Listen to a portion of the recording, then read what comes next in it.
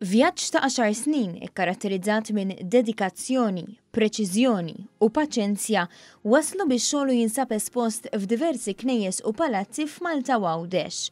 Il-linef ta' Mark Edward Mifsud jinsabu fil-knejjes tan-Naxxar ta' San Pawlu ta' Santu Wissin fil-Belt Valletta, tal-Imġar u r-Rabat f'Malta u tal-Arb u f'tal-Grazzja fir-Rabat Għawdex.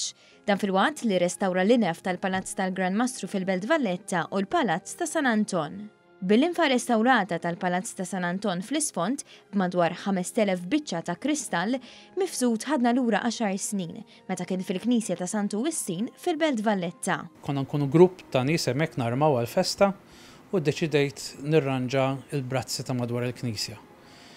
Minn hemm kien ġie l-Pirjol, kien Patri Pawla Gaffirlu, jiġifieri, u qalli titħajjar tagħmel il-linef. Qatlu ifhem, qatlu l-infa u brazz żgħir hemm daqsxejn ta' differenza. Qatt ma nipprovaw.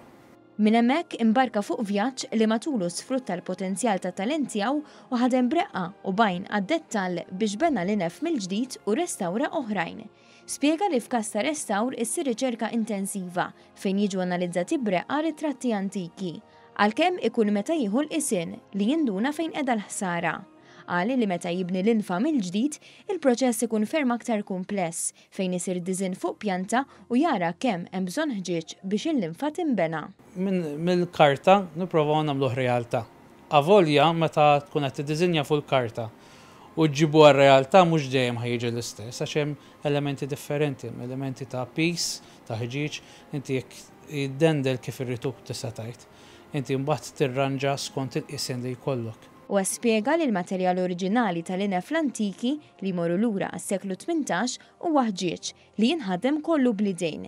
Illum il-ġurnata meta jkun hemm bżonn li jiġi replikat jintuża l-kristall għaliex huwa materjal iżjed b'saħħtu u fih iċ-ċomp. Kull ħġieġa minn ħġieġa żgħira sa ħġieġa kbira kollha maqtwajn bl-idej. U ma jkunx ħġieġ oħxon, ikun ħġieġ irqiq. Jiġifieri iżjed jirrikjedi sena biex jinqata' u iżjed ħin ovvjament.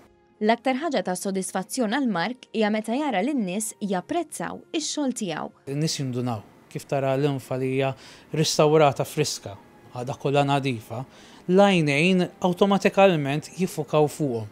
B'imħabba lejn is-suġġett, Mark innota li fil-Medjuevu il-linfa kienet biss oġġett ta' dawl, iżda ma' żmien saret xi ħaġa ta' prestiġġju li siba fil-palazzi bħala simbolu tal-poter. Bid-bissima qal li l-istorja ta' dan l-ornament prestiġjuż se tibqa' tevolvi minn ġenerazzjoni għall-oħra.